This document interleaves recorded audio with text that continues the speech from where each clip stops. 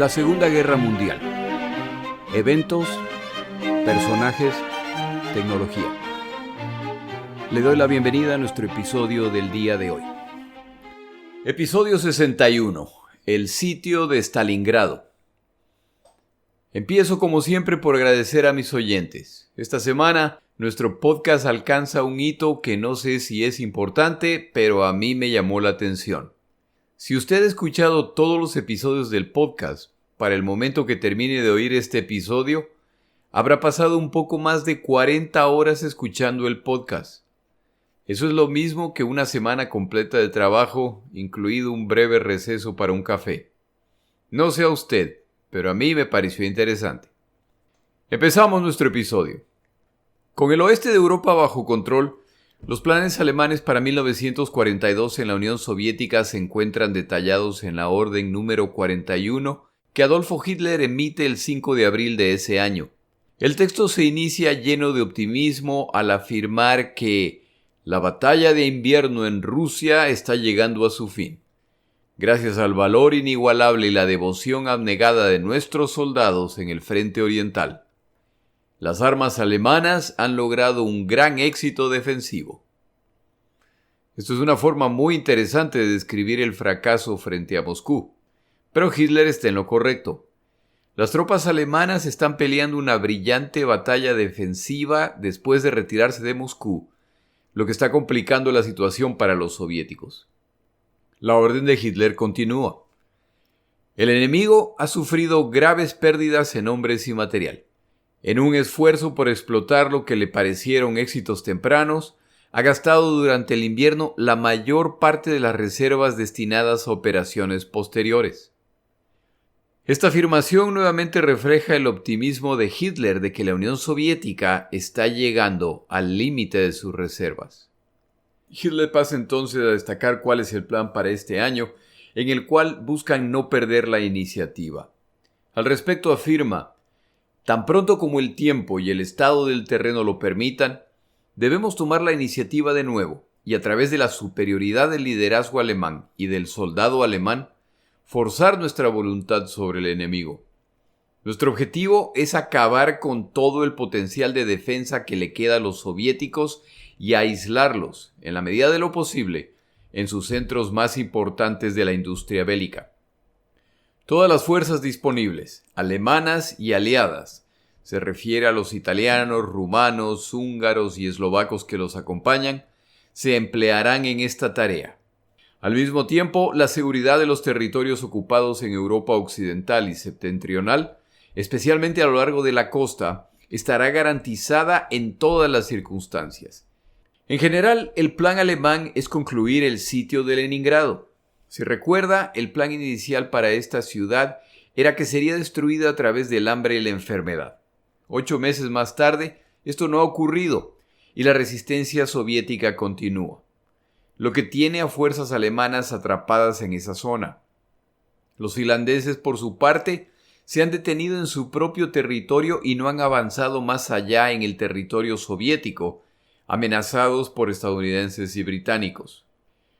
La ciudad de Moscú no es considerada para otro ataque inmediato, ya que el tema de combustible es urgente.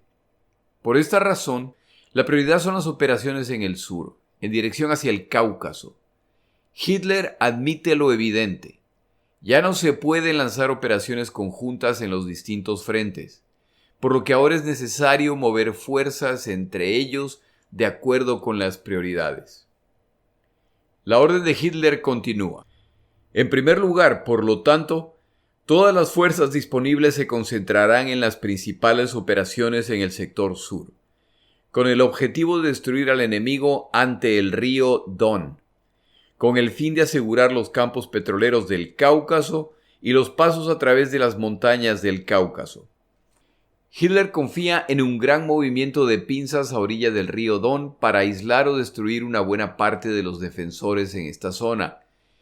Como mencionamos en el episodio anterior, esta campaña es un éxito, pero ya no se atrapan por centenas de miles a combatientes soviéticos que ahora muestran más flexibilidad para realizar retiradas tácticas. Hitler planea alcanzar estos objetivos a través del ejército y la aviación utilizando todos los medios posibles, una vez que el período de las Rasputitsas, las abundantes lluvias soviéticas, terminen y el tránsito aéreo y el terrestre se restablezcan. Hitler afirma muy optimistamente que esto requiere una limpieza y consolidación en todo el frente oriental y en las áreas de retaguardia para que se puedan liberar las mayores fuerzas posibles para la operación principal. Los demás sectores del frente deben poder hacer frente a cualquier ataque soviético.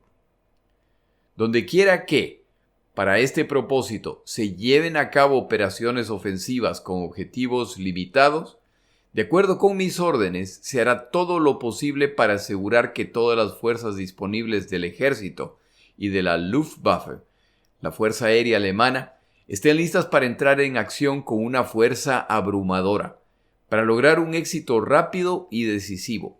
Solo así podremos, incluso antes del comienzo de la gran ofensiva de primavera, hacer que nuestras tropas confíen en la certeza de la victoria e infundir en el enemigo un sentido de su propia inferioridad desesperada. Es decir, Hitler ve que las cosas van a ir muy bien este año. La próxima tarea será la operación de limpieza en la península de Kerch, en la Crimea, y la captura de Sebastopol. La Luftwaffe y más tarde la Armada tendrán la tarea de preparar estas operaciones y obstaculizar el tráfico de suministros del enemigo en el Mar Negro y el estrecho de Kerch con toda energía como sea posible. Como se mencionó en un episodio previo también, esta parte del plan se logra exitosamente, pero a un costo muy alto para atacantes y defensores. Hitler continúa: la decisión final sobre la limpieza, que aún es necesaria en los sectores central y norte del frente oriental, se refiere a Moscú y a Leningrado, debe esperar a que concluyan los combates actuales y la temporada fangosa. Sin embargo, deben proporcionarse las fuerzas necesarias tan pronto como la situación lo permita, reduciendo las tropas de primera línea. Hitler pasa entonces a detallar el objetivo principal del plan. El propósito es ocupar el frente del Cáucaso, atacando y destruyendo decisivamente las fuerzas rusas estacionadas en el área de Voronezh, al sur, al oeste y al norte del río Don. Por la forma en que deben ser levantadas las formaciones disponibles, esta operación puede realizarse en una serie de ataques consecutivos, pero coordinados y complementarios. Por lo tanto, estos ataques deben estar tan sincronizados de norte a sur que cada ofensiva individual sea llevada a cabo para la mayor concentración posible del ejército, y particularmente las fuerzas aéreas que se pueden asegurar en los puntos decisivos. De lo que Hitler está hablando aquí son una serie de ataques que están tan bien coordinados que poco a poco van cerrando un cerco para atrapar a los soviéticos. La experiencia ha demostrado suficientemente que los rusos no son muy vulnerables a los movimientos operativos de cerco. Por lo tanto, es de importancia decisiva que, como en la doble batalla de Vyazma-Briansk, las brechas individuales del frente deben tomar la forma de movimientos de pinzas cerrados. Debemos evitar cerrar las pinzas demasiado tarde, dando así al enemigo la posibilidad de evitar la destrucción. No debe suceder que, al avanzar demasiado rápido o demasiado lejos, las formaciones blindadas y motorizadas pierdan conexión con la infantería que las sigue, o que pierden la oportunidad de apoyar a la infantería en apuros en que luchan hacia adelante mediante ataques directos a la retaguardia de los ejércitos rusos rodeados. Este último comentario muestra una realidad que se ha mencionado antes respecto al ejército alemán. El ejército alemán en realidad son dos ejércitos. Un ejército mecanizado donde están los panzers y los vehículos de apoyo, y el resto del ejército alemán, el cual se mueve a una velocidad más lenta que los vehículos mecanizados. Es necesario que estas dos áreas trabajen en coordinación. Por lo tanto, aparte del objetivo principal de la operación, en cada caso individual debemos estar absolutamente seguros de aniquilar al enemigo por el método de ataque y por la dirección de las fuerzas empleadas. La operación general comenzará con un ataque general y, si es posible, un avance desde el área al sur del Orel en dirección a Voronezh. De las dos formaciones blindadas y motorizadas que forman las tenazas, la del norte tendrá mayor fuerza que la del sur. El objetivo de este avance es la captura de Voronezh en sí. Si bien ciertas divisiones de infantería establecerán inmediatamente un fuerte frente defensivo entre el área del Orel, desde el cual se lanzará el ataque, y Voronezh, las formaciones blindadas y motorizadas continuarán el ataque al sur de Voronezh, con su flanco izquierdo en el río Don, en apoyo de un segundo avance que tendrá lugar hacia el este, desde el área general de Kharkov. Aquí también el objetivo principal no es simplemente romper el frente ruso, sino, en cooperación con las fuerzas motorizadas que avanzan por el río Don, destruir los ejércitos enemigos. Los alemanes confiaban que esta operación resultaría en la captura o la destrucción de un gran número de combatientes soviéticos, lo que, como se mencionó antes, al final no ocurrirá. El tercer ataque en el curso de estas operaciones se llevará a cabo de modo que las formaciones que avanzan por el río Don puedan unirse en el área de Stalingrado con las fuerzas que avanzan desde el área de Taganrog-Artelnovsk, entre las aguas inferiores del río Don y Voroshilovgrad, a través del río Donets, hacia el este. Estas fuerzas deberían finalmente establecer contacto con las fuerzas blindadas que avanzan hacia Stalingrado. Esta parte de la orden de Hitler es importante porque describe cuál es el plan de Hitler en abril respecto a Stalingrado. Hitler continúa: en caso de que surjan oportunidades durante estas operaciones, particularmente por la toma de puentes no demolidos para establecer cabezas de puente al este o al sur del río Don, se aprovechará de ellas. En cualquier caso, se harán todos los esfuerzos posibles para llegar a la propia Stalingrado, o al menos para poner la ciudad bajo fuego de artillería pesada, para que ya no sea de utilidad como centro industrial o de comunicaciones. Como escucha el oyente, al emitir esta orden, lo que queda claro es que Stalingrado era un objetivo secundario. De hecho, el objetivo no es ocupar Stalingrado, sino neutralizar esta ciudad. Stalingrado, nuevamente, no es un objetivo principal. Pero como veremos más tarde, esto cambia, con consecuencias muy específicas. Hitler continúa: sería particularmente deseable si pudiéramos asegurar puentes intactos en el mismo Rostov u otras cabezas de puente al sur del río Don para operaciones posteriores. Para evitar que un gran número de fuerzas rusas al norte del río Don escapen hacia el sur a través del río, es importante que el flanco derecho de nuestras fuerzas que avanzan hacia el este, desde el área de Taganrog, sea reforzado por tropas blindadas y motorizadas. Estos se formarán, si es necesario, a partir de unidades improvisadas. Una vez más, vemos el énfasis en la captura de las tropas soviéticas. No deben escapar. De acuerdo con los avances logrados en estos ataques, no solo debemos brindar una fuerte protección al flanco noreste de esta operación, debemos ponernos de inmediato en establecer posiciones a lo largo del río Don. Las defensas antitanques son especialmente importantes. Estos puestos se prepararán desde un principio con vistas a su eventual ocupación de invierno, para lo cual estarán totalmente equipadas.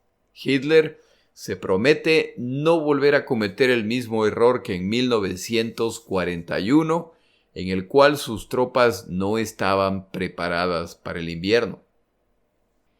La orden de Hitler continúa: en primera instancia, las unidades de nuestros aliados se utilizarán para mantener el frente del Don, que se volverá más y más largo a medida que avanza el ataque. Las fuerzas alemanas proporcionarán una fuerte fuerza de apoyo entre el Orel y el río Don, y en la franja de Stalingrado. Por lo demás, las divisiones alemanas individuales también permanecerán disponibles como reservas delante del frente del Don. Las tropas aliadas estarán principalmente dispuestas de modo que los húngaros estén más al norte, luego los italianos y los rumanos más al sureste. Esta parte del plan en su momento jugará un papel fundamental en el desarrollo y conclusión de esta batalla. Hitler entonces detalla el papel que jugará la Fuerza Aérea Alemana, parte fundamental de la Guerra Relámpago. Además de brindar apoyo al ejército, la tarea de la Fuerza Aérea será cubrir el despliegue de fuerzas en el área del Grupo de Ejército Sur mediante el fortalecimiento de las defensas aéreas. Esto se aplicará particularmente a los puentes ferroviarios que cruzan el río Dnieper. Si se ve que las fuerzas enemigas se están concentrando, las principales carreteras y ferrocarriles que sirven al área de concentración serán atacadas continuamente por la retaguardia del enemigo. Una primera prioridad será la destrucción de los puentes ferroviarios que cruzan el río Don. Al inicio de las operaciones, la Fuerza Aérea enemiga y su organización terrestre en el teatro de operaciones serán atacadas y destruidas por un esfuerzo concentrado de todas las fuerzas disponibles. Aquí, una vez más, se puede ver la estrategia de guerra relámpago de los alemanes, en el cual la Fuerza Aérea alemana y sus esfuerzos iniciales son para destruir a la Fuerza Aérea enemiga, para asegurarse el dominio del aire. Hay que tener en cuenta la posibilidad de un traslado precipitado de unidades de la Luftwaffe a los frentes central y norte, y mantener en la medida de lo posible la necesaria organización del terreno para ello. Hitler finalmente describe el papel de la Armada alemana en esta campaña. En el Mar Negro, es decir, hacia el sur, es el deber principal de la Armada, en la medida que nuestras fuerzas de combate y escolta y nuestro tonelaje lo permitan, ayudar en el abastecimiento del ejército y la Luftwaffe por el mar. Debido a que el potencial de batalla de la flota rusa en el Mar Negro aún no se ha roto, es particularmente importante que las fuerzas navales ligeras que se trasladen al Mar Negro estén listas para la acción lo antes posible. El Mar Báltico, es decir, hacia el norte, estará protegido mediante el bloqueo de las fuerzas navales rusas en las aguas interiores del Golfo de Finlandia. Los preparativos previstos por las distintas ramas de las Fuerzas Armadas y sus horarios me serán notificados a través del alto mando de las Fuerzas Armadas, y el documento lo firma Adolfo Hitler. Antes de ver cómo avanzaron estas operaciones en realidad, tomamos una pausa.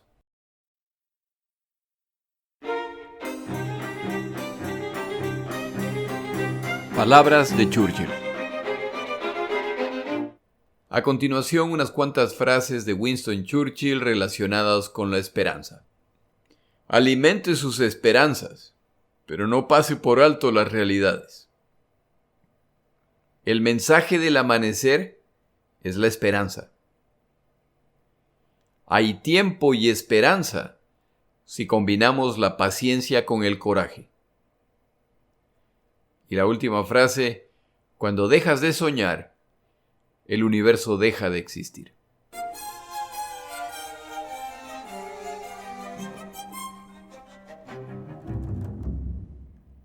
Las operaciones descritas en la orden de Hitler avanzan parcialmente de acuerdo a lo planeado y muchos de los movimientos descritos se ejecutan. Pero como los alemanes ya carecen de la fuerza para avanzar en todos los frentes, el movimiento de tropas de norte a sur o de sur a norte cuesta a los alemanes tiempo y combustible. Y es así como ya de repente nos encontramos en agosto de 1942.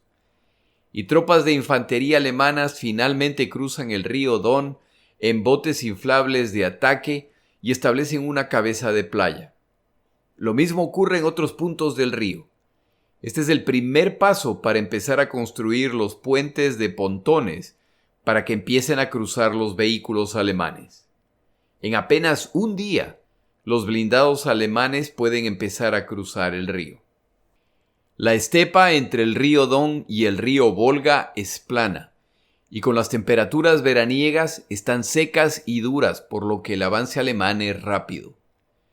Bombarderos soviéticos atacan a las tropas alemanas a las dos orillas del río Don, pero con poca efectividad por la presencia de la Fuerza Aérea Alemana. Una vez que el movimiento de vehículos de combate alemán empieza en el cruce, aterriza una pequeña avioneta, en la cual el general de la Fuerza Aérea von Richthofen viene a coordinar el apoyo necesario para apoyar el avance de las tropas alemanas. Él comunica a los comandantes que cuenta con 1.200 aviones entre cazas y bombarderos, y dado los constantes cambios de prioridades, aconseja se utilicen sus aviones lo antes posible. No puede garantizar que mañana estos aviones seguirán estando disponibles. Con el plan coordinado, más tarde ese día, oleadas de bombarderos medianos Henkel 111 y bombarderos livianos Stuka sobrevuelan a las tropas alemanas en camino hacia Stalingrado. Empieza así el infierno para los ciudadanos de esta ciudad, la cual será bombardeada en preparación para la llegada de tropas de tierra alemanas. Stalingrado es defendido por baterías antiaéreas, muchas de ellas operadas por cuadrillas de mujeres que demostraron no solo buena puntería, pero también mucho valor en el combate. Se negaban a abandonar sus posiciones incluso cuando éstas son amenazadas y atacadas. En ocasiones parcialmente destruidas siguen combatiendo. Esas defensoras de Stalingrado, una vez que la etapa de bombardeos termina, utilizan sus baterías para atacar a los tanques que ahora se acercan. Estas posiciones de defensa tuvieron que ser destruidas por los alemanes una a una con altísimo riesgo. Cuando finalmente estas posiciones caen y las tripulaciones de los Panzers alemanes descubren que son mujeres, se horrorizan de lo ocurrido, mostrando un poco respetable sentido de pudor, ya que su avance y sus bombardeos matan mujeres y niños indiscriminadamente. La estrategia inicialmente parece similar a la de Leningrado. Tanques de combustible para la ciudad, la planta de agua, las centrales telefónicas y los hospitales son destruidos en los ataques iniciales.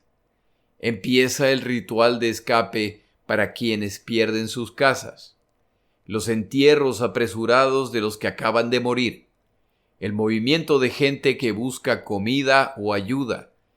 Todo se debe hacer con cuidado para evitar morir en el siguiente bombardeo. Richthofen, el comandante de la Luftwaffe a cargo de estos ataques, tiene experiencia con este tipo de ataque, ya que fueron sus aviones los que participaron en el ataque a Guernica en España. Tal vez la pregunta es ¿por qué sigue la población civil en Stalingrado? La lógica parece ser doble. Primero, todos los medios de transporte se necesitan para movilizar las tropas desde y hacia Stalingrado.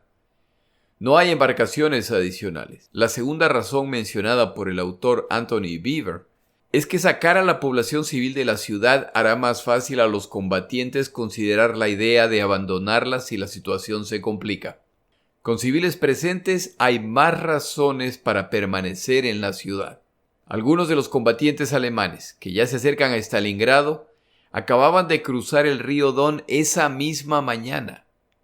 En un día, los alemanes ya ven Stalingrado. Esta tiene toda la cara de ser una campaña sencilla para los alemanes. Los pilotos que sobrevuelan Stalingrado se sorprenden al mirar más allá del río Volga y ver las grandes extensiones de territorio ante ellos. Como los soviéticos saben que Hitler ha dividido sus fuerzas y despachado hacia el sur a sus blindados, al iniciarse el ataque a Leningrado, el comandante Yeremenko, a cargo de la defensa de la ciudad, ubica la mayor parte de sus fuerzas hacia el sur, en espera del retorno de estos blindados. Pero lo que ocurre es que la infantería de Paulus, con su sexto ejército, cruza el río Don y avanza rápidamente por el norte, lo que pesca desprevenidos a los soviéticos. Ingenieros soviéticos han construido un puente de pontones en el norte de Stalingrado y al reportar que han completado su tarea, reciben la orden de volarlo en pedazos, no sea que las fuerzas alemanas puedan cruzar el Volga utilizando el puente que ellos mismos han construido. Una vez más en esta guerra, la impresionante velocidad con la que son capaces de movilizarse los alemanes ha tomado a sus enemigos por sorpresa y empieza a hacer una diferencia en los combates. Stalin está furioso. ¿Por qué se ha permitido a los alemanes llegar al Volga tan pronto? Rechaza las sugerencias de dinamitar las fábricas de armamento de la ciudad o la evacuación del equipo industrial. No hay tiempo, y eso claramente mandará la señal de que se empieza a abandonar la ciudad. Los soviéticos deberán pelear hasta el último combatiente en Stalingrado si es necesario. Se debe organizar a la población civil inmediatamente. Quienes no están involucrados en la fabricación de armamento deben tomar armas si están disponibles o sumarse a los trabajos de construcción de posiciones defensivas que sean necesarios. Los alemanes capturan la estación del tren en el norte de Stalingrado, incluyendo vagones con armamento y provisiones. La Fuerza Aérea Soviética ingresa al combate, pero los cazas alemanes Bf-109 son piloteados por pilotos más experimentados y tienen los números suficientes para dominar a los aviadores soviéticos que se elevan a enfrentarlos. El 25 de agosto se produce otro bombardeo de grandes proporciones. Mientras sistemáticamente destrozan la ciudad, los habitantes de Stalingrado comparten sus posiciones con quienes lo han perdido todo, sabiendo que mañana podría ser su turno. La salida de civiles de la ciudad no es una prioridad. Enviar refuerzos a la ciudad y retirar combatientes heridos son las prioridades. Quienes logran abandonar la ciudad en su viaje de salida pueden ver los cadáveres que flotan libremente en el río. Son tantos que ya se pueden ver como parte de la escena. El viaje al cruzar el río no carece de problemas, ya que la artillería alemana los utiliza para practicar tiro al blanco. En uno de esos raros eventos de la guerra que aún en esta zona existen, las baterías alemanas logran hundir una embarcación que abandona Stalingrado. E inmediatamente empiezan los gritos que son claramente de niños y niñas que estaban siendo evacuados. Sus madres los acompañan. Al darse cuenta de lo hecho, soldados alemanes piden autorización a sus jefes para salir a rescatar a los que están en el agua. La orden es negada. Podría ser una trampa. Los alemanes pasan la noche escuchando los gritos y lamentos cada vez menos comunes y con menos fuerza. En la mañana, unas pocas mujeres y niños que han sobrevivido han llegado a la orilla. Los soviéticos despachan una embarcación para rescatarlos y no reciben un solo disparo en el proceso. Algo de decencia todavía existe aún en este monstruoso teatro de operaciones. Las frenéticas llamadas desde Moscú exigen que se inicie un contraataque contra las tropas alemanas en el norte. Si se consolidan ahí, se perderá Stalingrado. Fuerzas blindadas soviéticas empiezan a concentrarse al norte de la ciudad, pero son descubiertas por aviones de la Fuerza Aérea Alemana. Este movimiento es riesgoso, ya que los soviéticos saben que las divisiones Panzer enviadas inicialmente hacia el sur van en camino de regreso. Por su lado, los alemanes están descubriendo que mientras más se acercan a Stalingrado, mayor es la resistencia que enfrentan. Pero pueden manejarla a través de la aviación que castiga a quienes se atreven a salir a enfrentar a las fuerzas alemanas y la coordinación entre las distintas armas. El Comité de Defensa de Stalingrado empieza a organizar a la población civil en preparación para el inicio del asalto alemán final. Los batallones penales, que como se mencionó en un episodio previo, están a cargo de misiones casi suicidas para lavar sus culpas, entran en acción deteniendo avances alemanes y algunos se desempeñan admirablemente con la esperanza de redención. Pero pocos la recibirán al caer en el frente de batalla tras continuas misiones suicidas. Los alemanes, que han dominado el arte de combinar sus fuerzas de ataque, coordinan las acciones de la infantería, la artillería, los blindados y la fuerza aérea, lo que elimina la ventaja con la que contaban los soviéticos al tener mejores tanques que los alemanes, incluyendo tanques pesados KB-1, capaces de destruir cualquier tanque alemán. Los Panzer se acercan y los blindados soviéticos están listos para presentar combate, el cual sin embargo se inicia con ataques aéreos contra los blindados soviéticos, particularmente de parte de Stukas, los cuales han recuperado el respeto del enemigo luego de haber sido brutalmente tratados por los aviadores británicos durante la batalla de Gran Bretaña.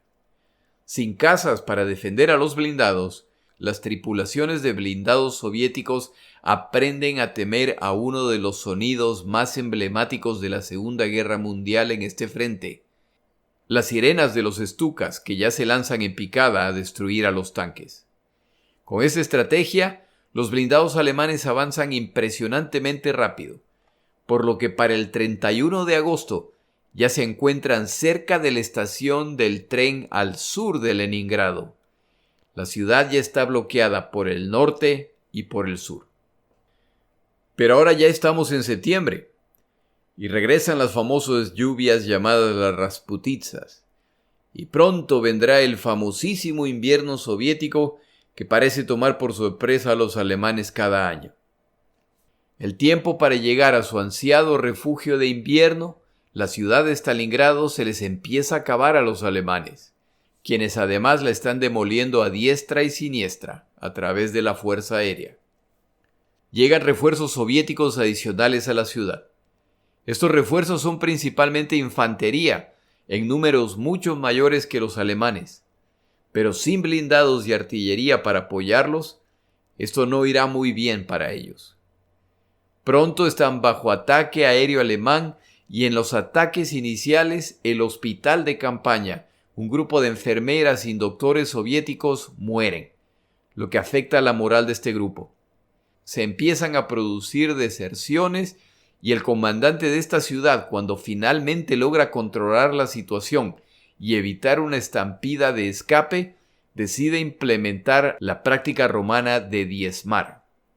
Esta práctica, originaria en la antigua Roma, establecía que cuando un grupo de combatientes muestra cobardía y no es posible identificar a los incitadores, o si todos parecen haber sido partícipes en el evento, el grupo debe ser penalizado.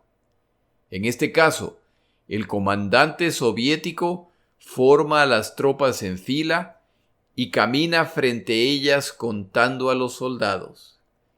Cada vez que llega al número 10, el soldado enfrente al comandante recibe un balazo en la cabeza. Esta práctica termina cuando se le acaban las balas a este oficial. El mensaje para el resto está claro. Georgy Zhukov, en desgracia desde los eventos de Ucrania en que contradijo a Stalin, ahora es ascendido a subcomandante supremo de las Fuerzas Armadas, en una posición solo inferior a la de Stalin.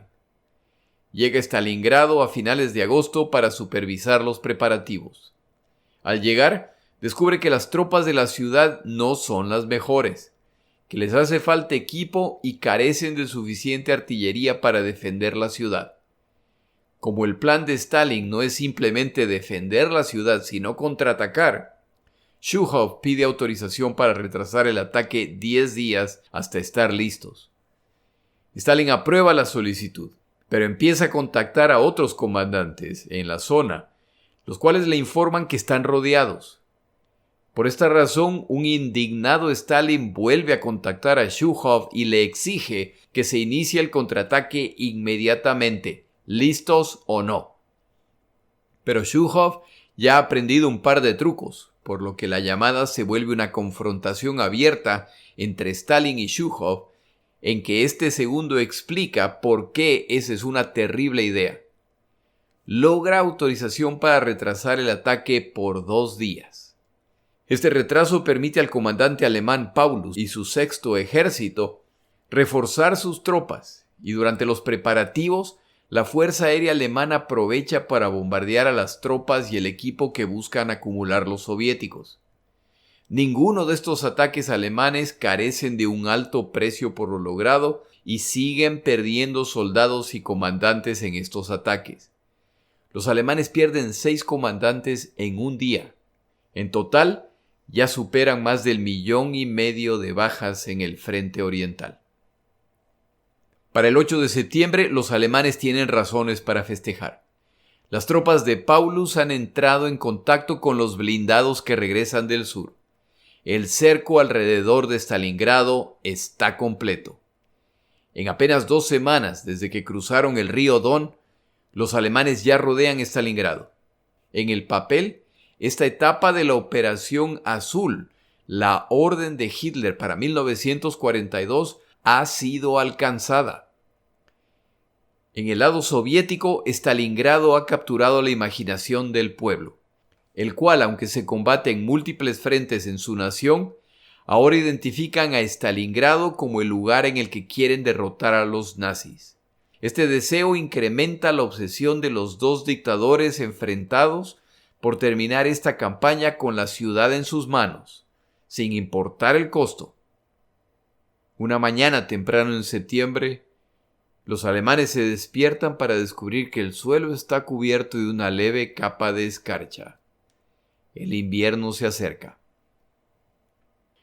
El autor Anthony Beevor afirma en su excelente libro Stalingrado que la aparente obsesión de Hitler con esta ciudad, apenas mencionada en la directriz original, tiene que ver con el hecho de que Hitler se está dando cuenta de que sus tropas no serán capaces de llegar al Cáucaso, lo que en realidad significa que la guerra está perdida.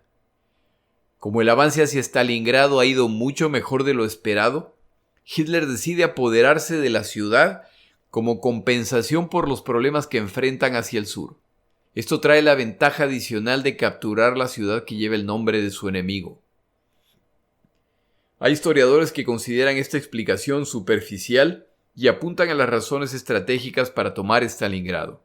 Entre otras, que el río Volga era probablemente la ruta fluvial principal de la Unión Soviética, la presencia de fábricas de material militar en la ciudad, que esta zona es la puerta hacia el Cáucaso, etc. Pero no se puede negar que a Hitler le gustaban los trofeos.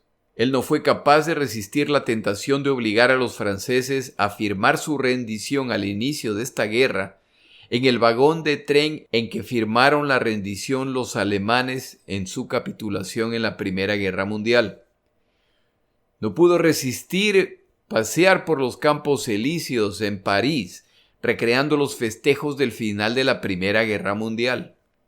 No pudo evitar no solamente destruir Leningrado, pero decidir matar a esta población de hambre por el significado que esta ciudad tenía para los rusos antes de la revolución y para los soviéticos después de esta. ¿Quién sabe cuál es la respuesta correcta respecto a la motivación de Hitler? O si era una combinación. Lo cierto es que los dos lados pelearán hasta el fin. Pero hay una pequeña diferencia entre la situación de los dos lados. Los soviéticos pelean con sus espaldas contra el río Volga. Si pierden, serán expulsados de la orilla oeste del Volga. Los alemanes, en cambio, pelean con sus espaldas contra amplísimas y abiertas estepas. Los soviéticos atacan desde el norte con sus queridos tanques T-34. Son acompañados por Shermans estadounidenses, cortesía del programa de préstamo-arrendamiento estadounidense, que a propósito a los soviéticos no les gustaban los tanques estadounidenses, y no se los puede culpar, ya que como he mencionado antes, los T-34 son mencionados como probablemente los mejores tanques de la Segunda Guerra Mundial. Los ataques soviéticos son infructuosos y los alemanes los detienen causándoles muchas bajas. A medida que el cerco se cierra, posiciones de comando soviéticas siguen cayendo y se van retirando hacia la orilla del río Volga. Parece que la derrota de la ciudad se acerca. Pero es entonces cuando el general Vasily Chuikov es llamado por el comisario a cargo de la defensa de Stalingrado, Nikita Khrushchev. Si el nombre le parece conocido, es porque años más tarde será el líder de la Unión Soviética. Khrushchev ha llamado a Chuikov para ponerlo a cargo de la defensa de Stalingrado. Al comunicarle su nominación, Khrushchev pide a Chuikov que describa cómo entiende la misión que se le está asignando. La respuesta de Chuikov es sencilla: defender la ciudad o morir en el intento. Yo me imagino a Khrushchev pensando, exacto, mientras se prepara para salir a toda carrera. Khrushchev confirma a Chuikov que su entendimiento es correcto. Chuikov entonces empieza a organizar la defensa. Llega a su centro de comando donde encuentra al general Nikolai Krylov. Estos dos personajes son muy distintos, pero se complementarán bien.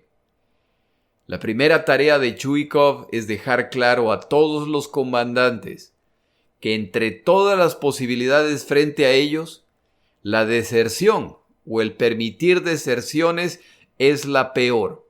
Y él, Chuikov, personalmente se asegurará de que ese sea el caso.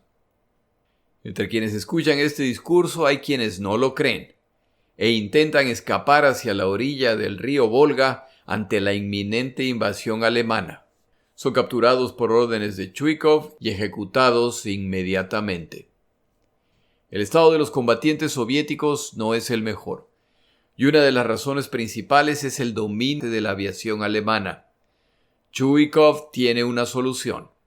Cuando el asalto alemán a Stalingrado se inicie, los soviéticos tendrán sus centros de comando a unas pocas decenas de metros de las posiciones alemanas. Si los alemanes quieren utilizar la Luftwaffe, su fuerza aérea, para destruir a los soviéticos, entonces deberán estar dispuestos a llevarse con ellos a sus propios combatientes.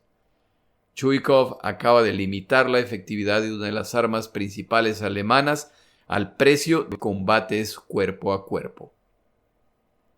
La brutal táctica alemana para someter a Stalingrado a través de bombardeos les juega una mala pasada. Como ahora el plan ha cambiado y se busca ocupar Stalingrado, lo que quiere decir que fuerzas alemanas deberán ingresar a la ciudad para controlarla calle por calle y casa por casa, el eficiente trabajo de la Fuerza Aérea Alemana ha dado a los defensores el escenario perfecto para emboscar, para esconderse, para combatir en medio de ruinas que requieren muy poca preparación para encontrar un lugar para recibir a los alemanes, que no tienen experiencia en este tipo de combate. Tal como lo predijo Winston Churchill en 1940, al recomendar a los franceses que transformen a París en una ciudad fortaleza. Este tipo de combate, el combate urbano, tiene la capacidad para absorber ejércitos enteros que se pierden entre las ruinas de la ciudad. Es hora de descubrir si esto es cierto. Hay que sumar como factor adicional la presencia de los civiles que no han sido evacuados. De acuerdo a varios historiadores, 40.000 civiles morirán en Stalingrado para el momento que termina la batalla. A partir de este punto, los blindados, la aviación y hasta cierto punto la artillería alemanas pasan a jugar un papel secundario. Es hora del combate urbano con su crueldad y violencia. En el siguiente episodio, continuamos con la batalla de Stalingrado, los combates urbanos. Mi nombre es Jorge Rodríguez. Gracias por acompañarme.